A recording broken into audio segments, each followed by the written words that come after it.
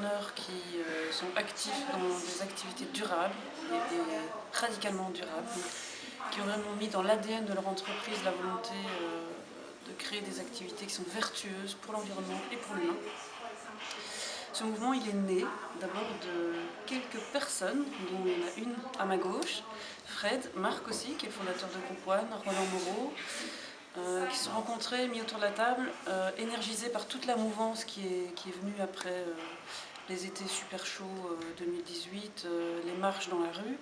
et qui se sont dit, mais en fait, dans toutes ces marches, il manque les acteurs économiques. C'est pas visible que l'économique a aussi envie de ce changement. Et donc cette réflexion est née de là. Et donc il nous semblait utile d'avoir une voix qui porte des ambitions élevées en matière de changement climatique et de changement de nos habitudes et d'organisation de la société, qui soit portée par des acteurs économiques et pas juste par des ONG ou des scholars qui se trouvent dans la rue pour le moment.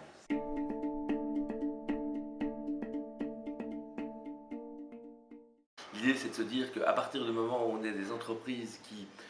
finalement produisons des externalités positives, qui réparons les écosystèmes, qui réduisons les émissions de gaz à effet de serre, il faudrait que la valeur qu'on crée, au-delà de la valeur transactionnelle qu'on peut avoir dans l'achat de nos produits et services, puisse être monétarisée d'une certaine manière et être remboursée,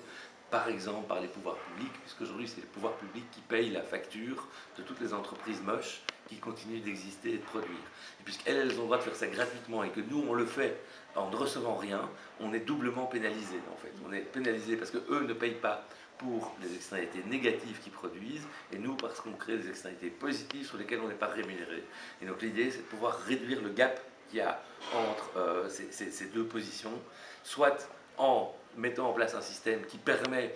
de valoriser les externalités positives de ceux qui en produisent, ce qui est le plus facile à faire, soit en mettant en œuvre un système qui est plus coercitif et qui va faire en sorte que ceux qui polluent payent.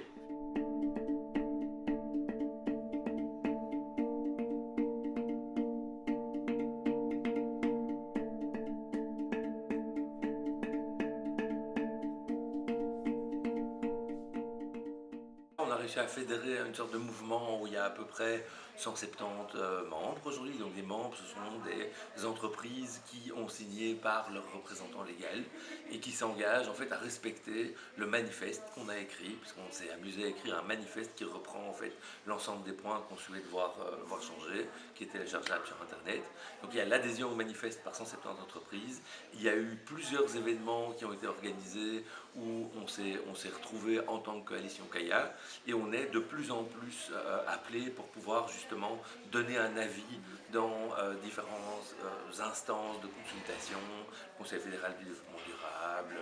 des conseils d'administration et autres. Et donc on crée du lien avec les différents mouvements d'action climatique aujourd'hui pour pouvoir porter la voix des entreprises. Ça c'est le côté plaidoyer vers l'extérieur. Et vers l'intérieur, je pense qu'on va aussi organiser une sorte de bon fonctionnement entre les différents membres de la coalition pour voir comment est-ce qu'on peut au mieux répondre aux besoins des uns et des autres pour faire cette transition ensemble et devenir chacun meilleur dans son activité, puisque